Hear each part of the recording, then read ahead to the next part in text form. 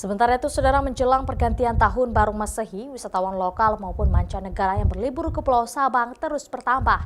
Sehingga pelayaran ke Pulau Sabang ditambah hingga menjadi 4 kali dalam sehari, baik dengan menggunakan kapal feri maupun kapal ro-ro.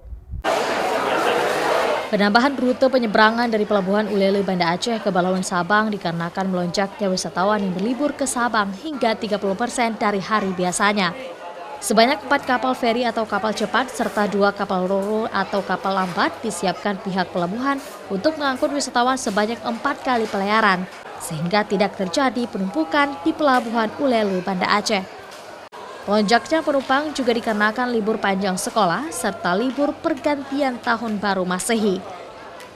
Biasanya 3, jadi sekarang ini juga udah ada tambahan.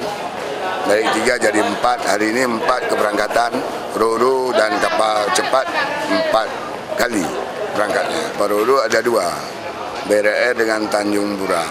Diperkirakan lonjakan penumpang akan terus terjadi hingga awal tahun mendatang, menarus balik dari Sabang ke Banda Aceh.